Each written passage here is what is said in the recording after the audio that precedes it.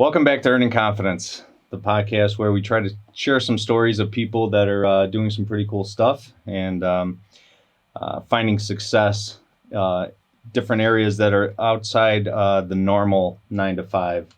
And they're becoming successful by pushing past that fear and earning confidence in these areas. And hopefully these stories will help inspire others that are looking to do the same, whatever it may be, entrepreneurship, weight loss, fitness, whatever. Today we have a great guest. We have Mr. Tony Sallis here to my right. Tony is a professional shooter-ish. We'll get into that. He'll correct me and tell me what the correct terminology is on that. But I've known Tony for a while now, and he also has a very interesting background, the different careers that he's taken a stab at. So we'll dive into all that, and hopefully this will be a good episode here. So welcome, Tony. Thanks. Yeah, thanks for having me. It's going to be fun. Yeah, thanks for coming on. I appreciate it. So yeah, like I said, very interesting background. So let's start way back at the beginning. Where are you from? I was born in Chicago and raised in the Chicago suburbs. Okay. And high school, college, you go to college? Community college for a little bit and then left. Nice. That seems to be a trend on this show, which is funny. This is only our third episode, and I think I've gotten the same answer out of the previous two guests. So that's an interesting point. So after college, now I'm not sure what the timeline is on all this, so you'll have to run me through it. But I know at some point there was some race car driving, there was some stand-up comedy, a little bit of this and that. So why don't you take us back to your post-college years and tell us what your first endeavor was and how you got into it. All right. Well, actually, we have to go back to college because I actually started doing stand-up in college. Oh, okay. I was a founding member of the comedy club for the college. And we all just got together and started telling jokes, and I found venues to perform at, and just a group of us every week, every night, went out, open mics, tried to be funny. Yeah. That's awesome. And what made you want to try comedy? I've always enjoyed it. I always had the dream of being like an actor, being in the spotlight. It was by fate. I used to go to a satellite campus. It wasn't the main campus. And I saw a poster of somebody starting a comedy club. It was one of the instructors there, or one of the professors. And I was like, you know what? I'm going to finally do it. And I looked up to guys like Tim Allen, Bernie Mac, like a wide range of comedy. Yeah. I was like, you know what? I'm trying things new. College is new. Why not? Yeah. So yeah, you grew up, watching the stand-up comedy in the late 80s, early 90s, and yeah, 90s mostly. Yeah. Yep. So yeah, Tim Allen, Bernie Mac, a lot of good comics back then. So what happened with the whole comedy acting career? So, it's actually not off the table. Mm-hmm. I still write comedy almost daily. Okay. I have a journal that I just write in, just free write. Awesome. I still kind of perform in my everyday life, whether it's teaching people what I teach now, which I'm sure we'll get into. Mm-hmm. And acting, it's still an art form. I still love art. Performing, it's still on the table. I put it on hold because I was getting married. Okay. And as a comic, you're on the road a lot. Sure. And it wasn't jiving at the time. I wasn't at a spot in life where the wife, or soon-to-be wife, was okay with it. Sure. So we started to compromise on some things, and Gotcha. It was still fresh. So comedy, is it like, you say you write jokes daily, is it like songwriting where you can actually sell that material to like a songwriter will write songs and then sell it to an artist? Can you do the same thing with comedy, or is that something that's typically done? It can be done. Yeah. With me, not that I couldn't. I say I'm a lot like Jerry Seinfeld. Mm-hmm. Not as successful, but the way that we write comedy. Everything's very personal to me. Oh, I see. Yeah. I would say 98% of my jokes came from stuff that really happened. Sure. It may be exploded and exaggerated, but the premise of it happened to me. Gotcha. Okay. Okay. So, how long have you been married? We are. I mean, to put you on the spot. I can edit this. So Gonna do math. Got married in 12. And what are we in? 19. 19. So 6 years, 7 years. Nice. Okay, very good. And so you compromised on the comedy. Just kind of put it on the shelf for a little while. Still have the option to go back to it.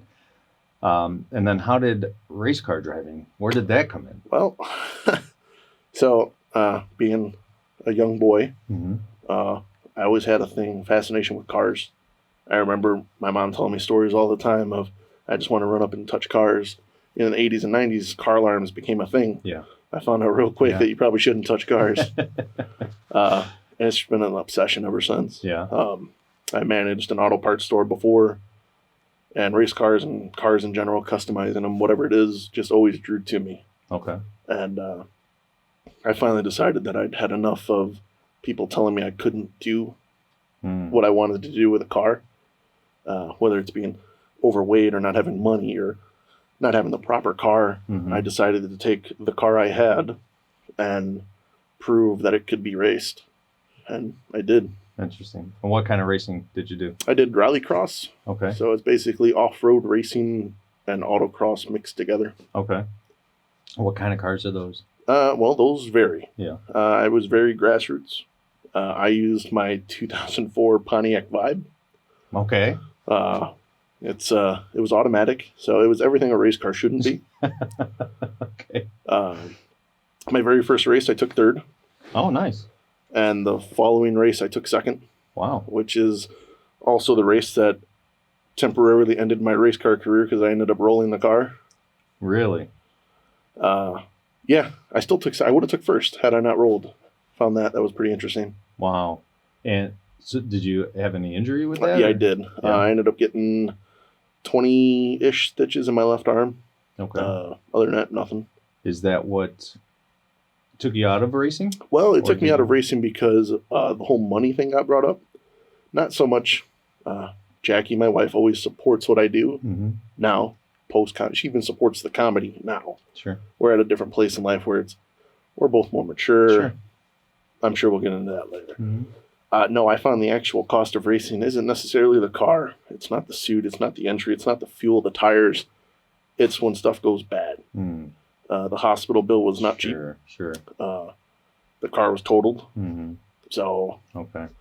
I found the hidden cost of racing. Sure. I gotcha.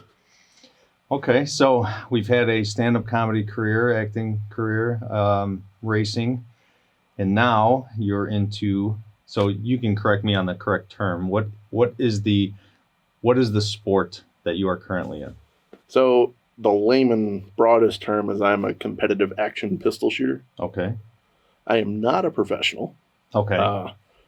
I'm a professional in the gun industry. Okay. But not as a shooter. I see. Yet. Okay. So would you be considered an amateur? Yeah, probably. Okay. I would consider it an amateur. Do you guys have an actual amateur versus professional class in that sport? No. Like other sports do? No. No, we have every once in a while we have a match that's we'll call it a pro-am. Okay. To help separate it, but sure. Usually it's just generally the pros are the better people and sure. The non-pros are we have different classes. Okay. And they're usually in the higher class. So. I see. And how did you get into action pistol shooting? Well, my father owns a gun store. Okay. And that's where I started. That's kind of where the whole entrepreneurial bug hit me. Seeing him own his own business. So I want to do this. This is what I want to do. I want to be the boss, basically. Okay. And one night they were holding a match at his range. And if you ever watch a video or see, it's one thing.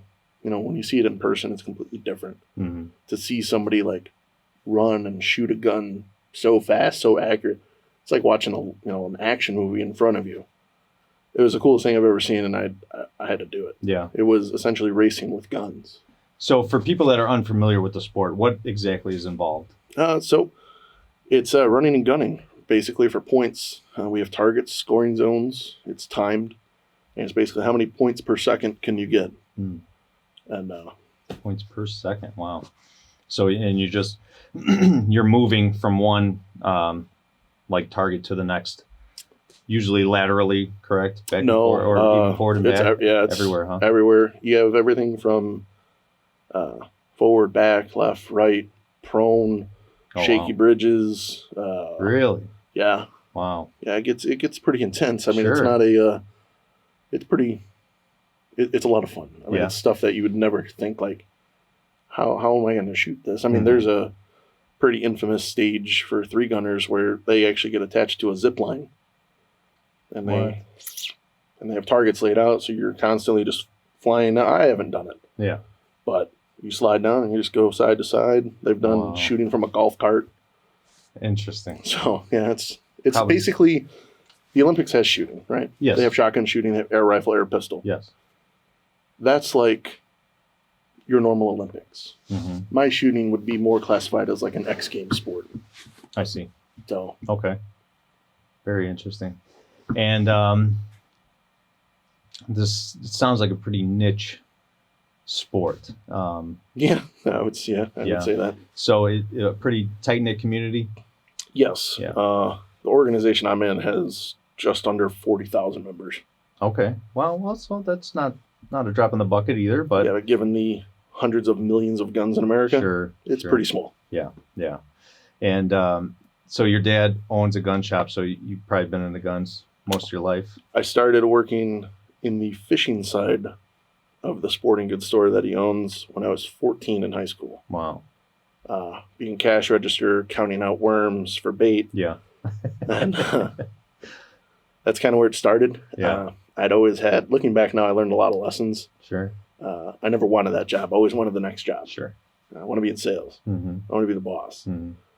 Well, here I am stuck counting worms. Looking back, it was a really important lesson. Like it's the little stuff that needs to get done. Sure. So Yeah.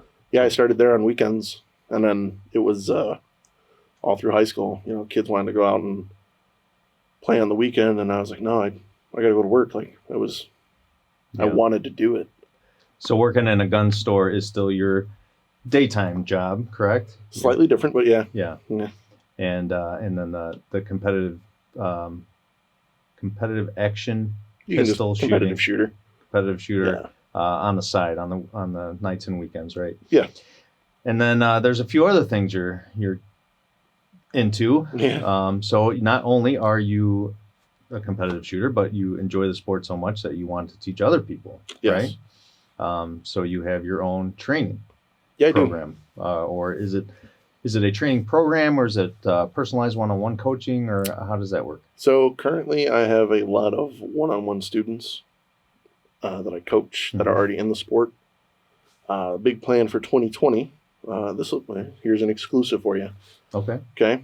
I haven't released the video yet, but my goal is to get 500 new shooters into the sport Awesome. for 2020. Wow. So That's a big audacious goal. yeah. Oh, good for you. And so is this done mostly in person, online? How do you do this training? So a lot of it is online. I take my students' match videos or training footage, Okay. and I have a software that I can just basically go all John Madden on it, Nice. show them where they're doing something wrong, where it's good. So there's a lot of there's a big trend in sports to do that now with golf swings, with batting swings. Same software. Oh, Yep. Very cool. And then so we talked about your wife earlier. She's a competitive shooter as well. She is. So was she in the sport before you guys met, or did you have some influence on that, or how did that happen? So we're gonna go back to the race car crash. Okay. I had raced that car. It was very grassroots. I didn't have a roll cage, Mm-hmm. and the rule was I would not be able to race again in a car unless I had a cage.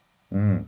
I didn't have a car to put a cage in at this point, and she'd just taken a lot more interest. She'd always wanted to do it. Her mom, I've known her mom longer than I've known her. Her mom's worked for my dad for forever. She's known me since I was a little boy. Yeah. She used to competitively shoot. Wow. So Jackie's been seeing it her whole life. Mm. Well, when I rolled the car, she's like, you know what, I want to try this. Why don't you come back and do it with me? I did it prior to that. I'd had a little stint in competitive shooting, excuse me, and I left. Um, I had a big falling out with my uncle, who was one of the owners at my dad's place. Okay. And it hit me pretty hard. And I didn't want anything to do with guns anymore. Wow. I'd poured my whole life into it, and I said, screw it, I'm going on to something else. And that's when cars became my main focus. Gotcha. And after cars, I don't want to say were taken away because it was awesome. Yeah. Even the role, I was fine with it. Yeah. She said, let's try this. Let's go back to this. You had a lot of fun doing it. Mm-hmm. And it's something we can do together. Yeah. So that led us to starting to shoot again. Some local matches, and people that remember me were, oh, whoa, you're back. Hey. And it just snowballed very quickly. Very cool. Very cool. So, I mean, it's me, my wife and I, we both got into CrossFit about the same time, and it's something that we can do together and talk about at home. And it's actually brought us a lot closer. So Yeah. do you find that the same thing with the shooting? 100%. Or I have seen other relationships where they're so competitive that it may drive them apart. So is there a bit of competitiveness there, or? So she knows who's better. For now. Yeah, but she is competitive. Yeah. And I just like seeing the drive for people to get better. Sure. And it's something for her she can focus on. And like myself, it has basically consumed her life. I mean, pretty much everything we do revolves around something in the shooting industry. Sure. So. Yeah. And you guys love it so much that you started an apparel line. Yeah, I did. Competitive shooting apparel line. So, first of its kind, or is there any others out there? There's a couple more. Yeah. And so you guys just launched that this year, right? It officially launched in August. And what's the name of that? Laugh and Load. Laugh and so Load. Laugh, letter N, Load. Okay.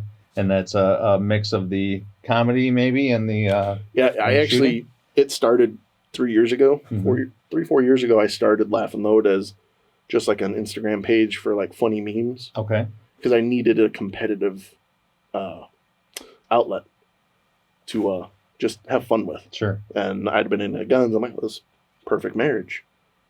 And as it went on and on and on, I was like, this could lead into something. Yeah. And it just blew up from there.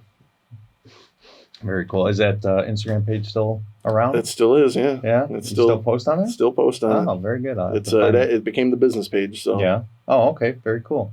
And your training business is Performance Gun Training. Yep. Right.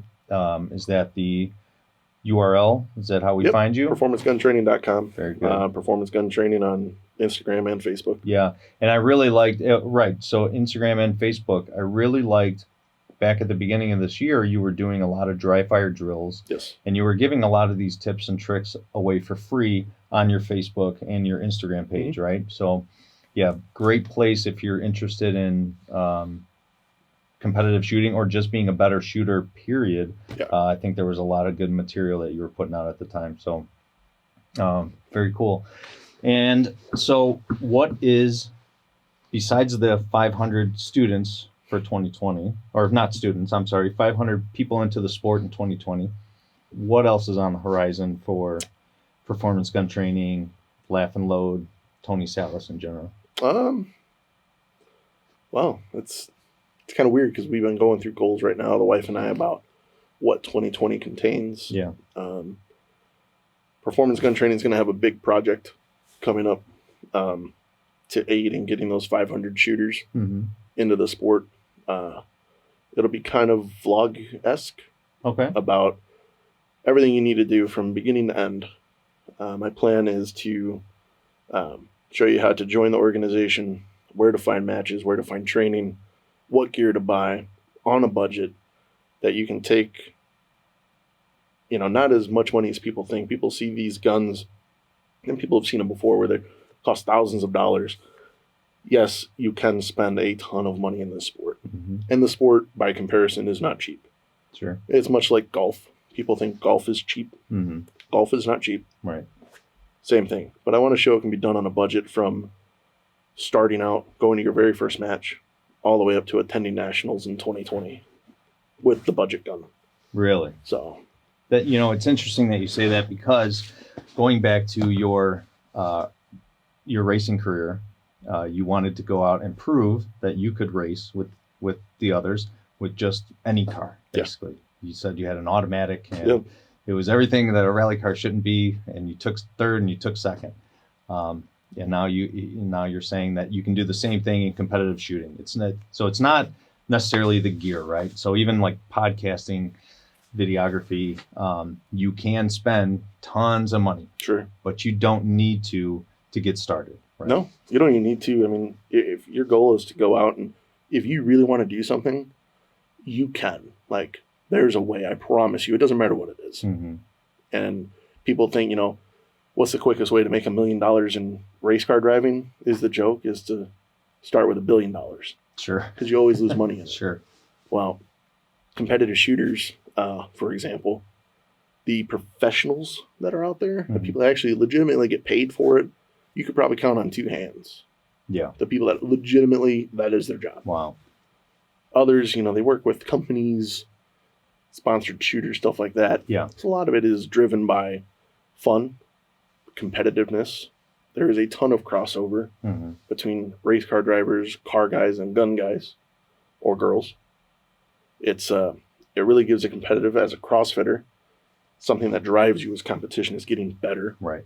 It's the same thing with guns. It gives us an avenue to scratch that competitive itch, which is a big thing for me. Yeah. I mean, no matter what I do, I have to be competitive. Sure. I wanted to be the best comedian. I wanted to be the best race car driver. Like, it's always pushing me. Yeah. And it also has, I mean, not to go off subject too much, but doing competitive shooting will get you better as a shooter, as someone that handles a gun, whether it is for sport and or self-defense. Yeah. So it has 2 folds to it. So if your primary focus is somebody that I have a gun to defend myself, I would still urge you, reach out to me, reach out to somebody else, and see what's actually possible with a gun. Sure. As opposed to what you think you know. Right. Well, that's a good point.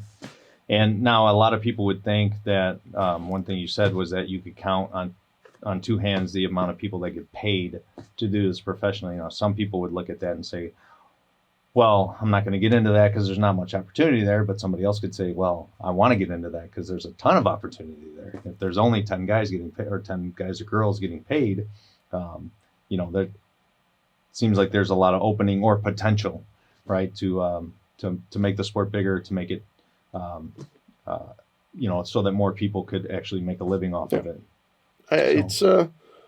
I really want to change the view of the sport. Guns get such a bad light. Well, it's a very polarizing topic in this country. It is. And you're either on, seems like people are either on one side of the fence or the other for the most part. Right. And I'm one of those, I love having a good conversation about it. I'm not a my rights type of guy. Sure. You have to have conversation. Yeah. You got to understand where people are coming from. And that's why I started the training company to begin with, is Jackie teaches with me now, and it's a teaching beginners. The more you're informed, the more we can have an intelligent conversation about whether or not you actually like it. Sure. Or why you don't like it. Right. I mean, if you actually try it and can legitimately tell me this is why I don't like it, I have respect for that. Sure. If you've never done it and you just blatantly say, nope, this is bad, it's evil, there's a problem with that. Yeah. I can relate to that. There's a lot of, well, I won't get into it, but yeah, I can relate. Very good. So let's talk about Tony Sallis a little more personally.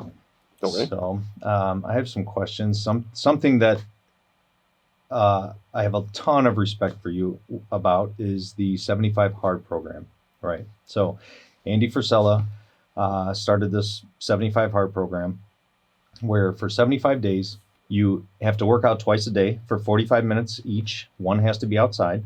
You have to follow a diet with no cheat meals. The diet doesn't matter. It could be paleo, keto, macro counting, whatever. You just have to pick something and stick with it. You have to take a progress picture every day, no alcohol, a gallon of water, and read 10 pages of a self-help or business type book, right? Yep. Did I miss anything? No. So 75 days. If you miss any one of those days on any one day, you have to start over. Yes, you do. So you've completed that program. I have. Well, the 75 hard in phase 1, yes. Yeah. We'll get into phase 1, but 75 hard, you completed that program. And it's a 75-day program. How long did it take you to complete it? It was just over 213 days. 213 days. So do you know how many times you had to restart? 13. You had to restart 13 times. Yep. And when was the first time that you attempted? Do you remember? It was the day after Andy started it. Do you remember when that was? Was that this year or last year? Or... I don't recall. No, it was this year. This year. So in 2019 is when you started, and you completed in 2019. 213 Just about 213 days. days. Wow, that's incredible. But talk about grit and tenacity, right? To continually, quote unquote, fail this program over and over and over and over 13 times, and to still restart, reset, and then finally accomplish it. How did that feel? It felt really good. It was a test for me because I'm sure, as most people can tell now, I like doing a lot of different things. Mm-hmm.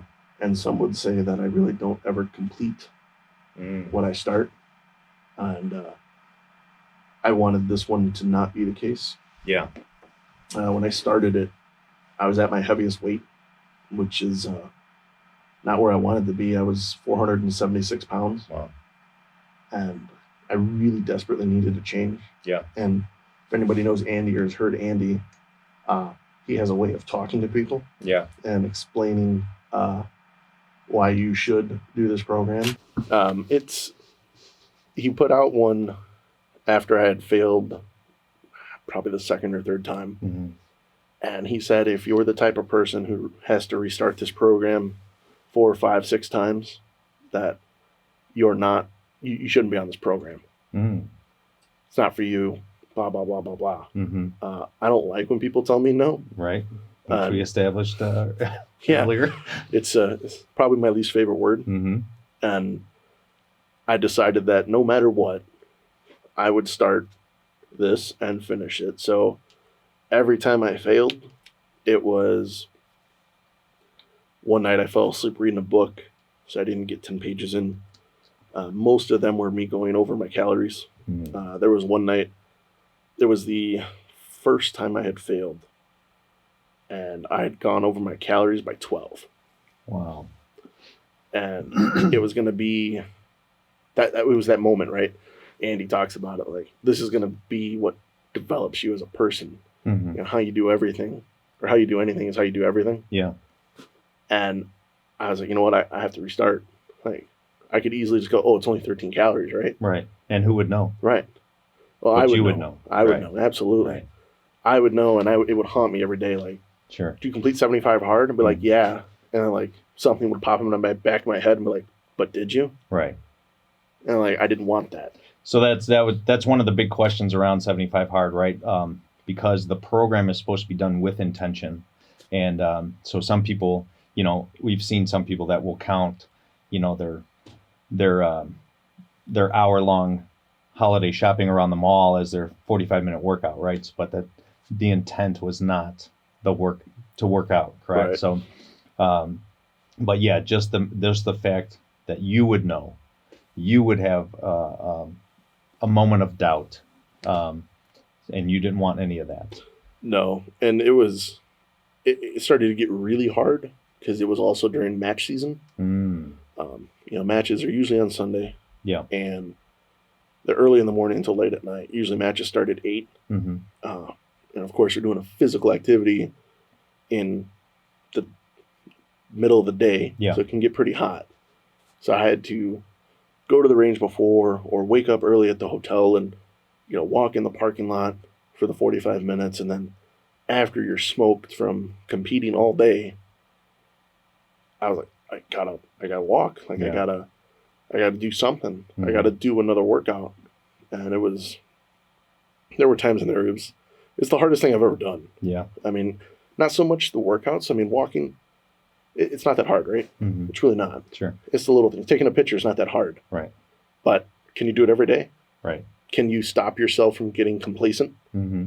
Can you stop and go, I mean, I've already done this for 70 days, right? Right. Yeah, but that's not it. Right. You do it for 75. Right. Those are the rules. Sure. Like, follow the rules and win the game. Yeah. You don't follow the rules, you don't win. Right. I don't like not winning. Mm-hmm. So, and Andy himself says it's more of a mental program than it is a physical, right? yeah, towards the end was actually the hardest thing I've ever had to do, because I ended up, my season was cut short in 2019. Mm-hmm. I was at a match, and I broke my right foot. Mm. I just took one wrong step on the stage, and I almost broke my fifth metatarsal in half. Wow. So I think you need those. yeah, it sucked. It made walking impossible. Mm-hmm. I went and got an X-ray, and that's when I found out. And they're like, "Nope, you need to stay off of it. Can't really do outside walks with staying off of a foot." Mm-hmm. So I had to get creative, Mm-hmm. and the rule is it's got to be an outdoor workout for 45 minutes. Yeah. So there wasn't much I can do. Yeah, I can take dumbbells and stuff like that, but your arms can only do so much, right? Mm-hmm. So I saw a hand bike on Amazon, and Jackie was at Walmart. I'm like, hey, see if they got one of these there. Mm-hmm.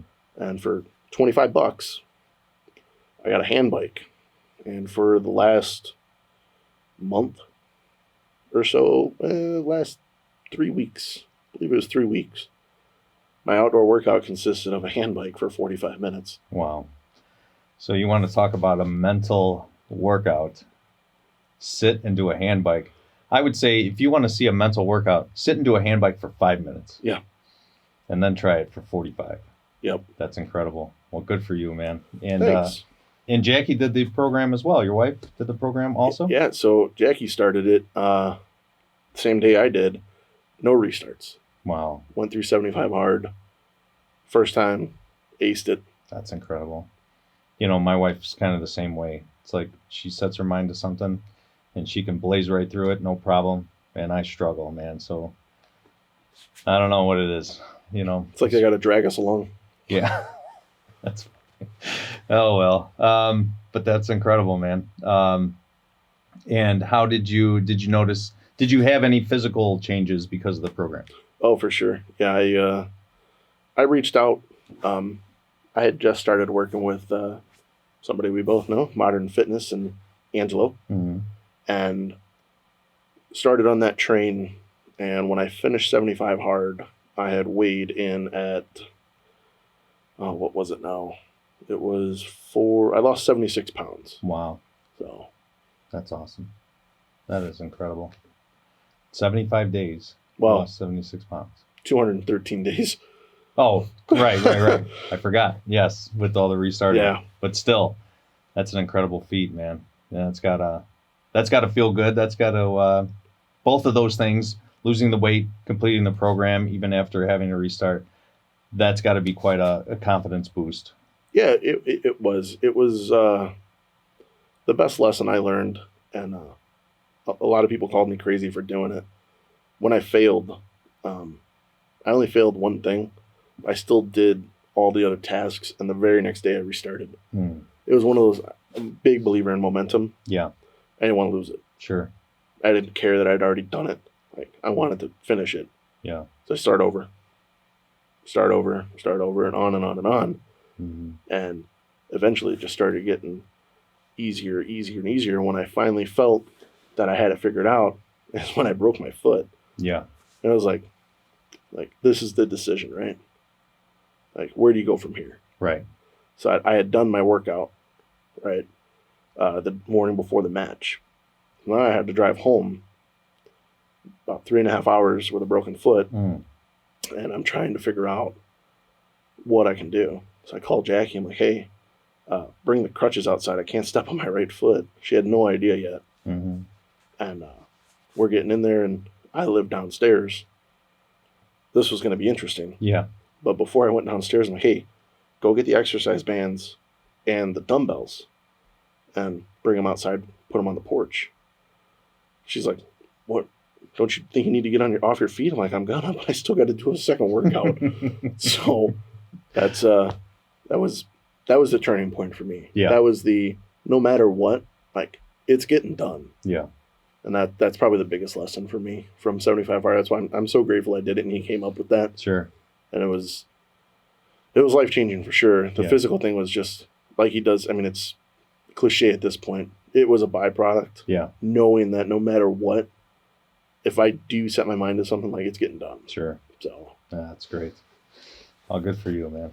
Proud of you. thank you. Well, very cool. Well, great talking to you today. Yeah. I really appreciate you coming on the program. You're a very interesting guy doing some pretty cool stuff, and been looking forward to talking to you for a long time about all this. So where can people find you on the old interwebs there? Well, if you want to just see me, it's Tony_Sallis, SALLIS, and then company's Performance Gun Training, just how it sounds. That's how you find me. And then Laugh and Load is Laugh, letter N, Load. You'll see my ugly mug on any one of those. And Nice. That's where all the cool apparel and stuff is, and we'll be following you this next year to see all the cool stuff you got coming up. I'll definitely have to. I'd really like this next season maybe to get out and if not just see a match, I'd like to play around with some of the shooting and stuff. I think you're going to make it $4.99 for me. Yeah, yeah, you think so? Huh? So We'll see. I have. We'll see. Yeah, maybe. Yeah, I have faith. that would be fun. Yeah. All right. Well, Cool. very cool. Thanks, brother. Yeah, I appreciate absolutely. talking to you. It's been great, and look forward to seeing what you got coming. Heck yeah. Can't wait till next time. All right, brother. Thanks. Take care.